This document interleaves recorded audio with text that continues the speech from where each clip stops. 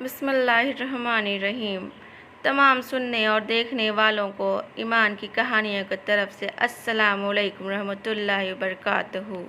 नाज़रीन, आज का हमारा मौजू है एक मुसलमान लड़के और ईसाई लड़के के दरमियान मोहब्बत की एक अजीब कहानी। बिस्मिल्लाहिर्रहमानिर्रहीम। शुरू अल्लाह के नाम से जो बड़ा मेहरबान निहायत रहम वाला है।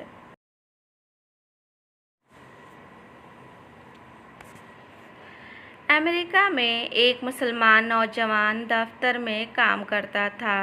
उसी दफ्तर में काम करने वाली एक अमेरिकन लड़की से उसका ताल्लुक़ बन गया और उसकी मोहब्बत उस लड़की से इतनी ज़्यादा बढ़ गई कि उसने महसूस किया कि अब मैं उसके बग़ैर नहीं रह सकता। लिहाजा उसने उसके माँ बाप को पैगाम भेजा कि मैं आपकी बेटी से शादी करना चाहता हूँ। उसके माँ बाप ने लड़के से कहा, हम अपनी बेटी की शादी तुमसे करवा तो देंगे, मगर हमारी एक शर्त है कि हम ईसाई हैं और तुमको भी अपना दीन छोड़कर ईसाई बनना पड़ेगा।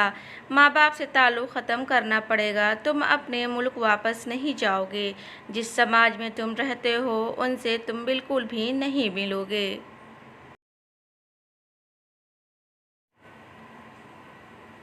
अगर तुम्हें ये सब शर्तें मंजूर है तो हम अपनी बेटी की शादी तुमसे कर देंगे। वो लड़का अपने जज्बात में इतना दबा हुआ था कि इस अल्लाह के बंदे ने सारी शर्तें कबूल कर लीं।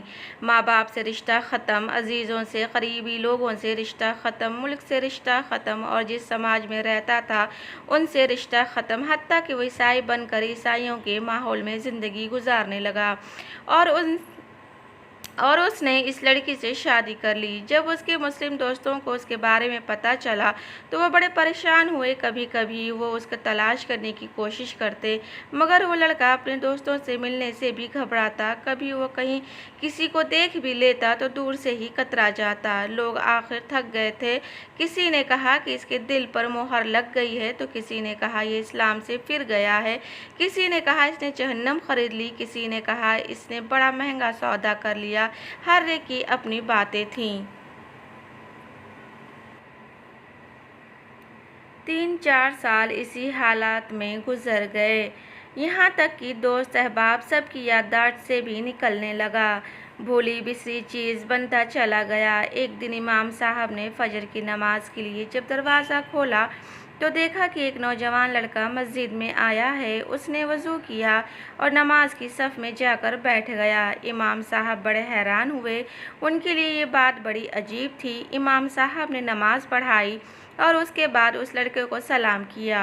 फिर उसको लेकर अपने कमरे में चले गए और मोहब्बत से पूछा कि आज बड़ी मुद्दत के बाद आपकी ज़ियारत नसीब हुई है। उस वक्त उस लड़के ने अपनी हालत बताई कि मैंने उस लड़की की मोहब्बत में अपना सब कुछ कुर्बान कर दिया।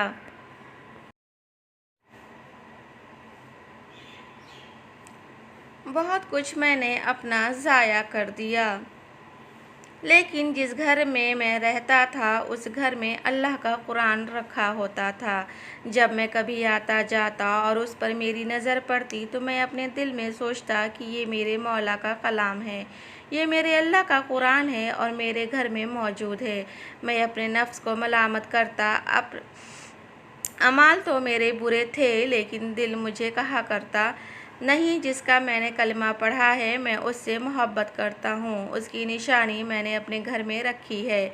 इसी तरह कई साल गुजर गए। एक दिन मैं आया और आदत के मुताबिक वहाँ से गुजरते हुए मैंने उस जगह पर नज़र डाली। मुझे कुरान नज़र नहीं आया तो मैंने अपनी बीवी से पूछा कि यहाँ एक किताब हुआ करती थी, वो कहाँ है? तो उसने कहा, मैंने घर की सफाई की थी, उसमें गैर ज़रूरी चीज़ों को फेंक दिया है।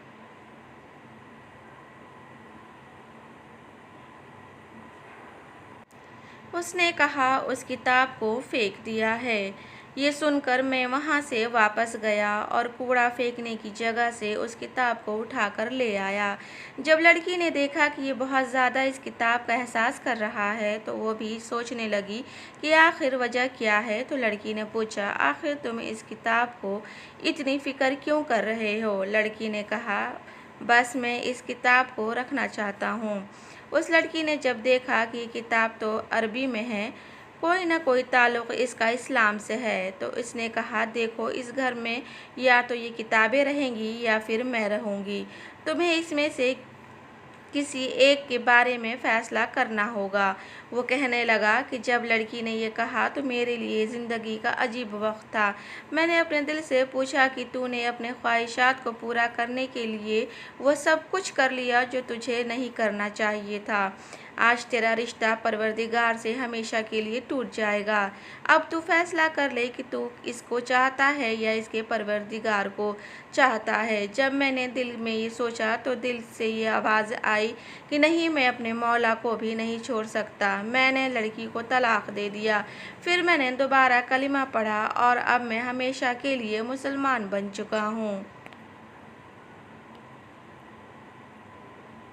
नाज़रीन, आपको ये कहानी थोड़ी सी भी पसंद आए तो वीडियो को लाइक, शेयर और सब्सक्राइब ज़रूर करिएगा। शुक्रिया।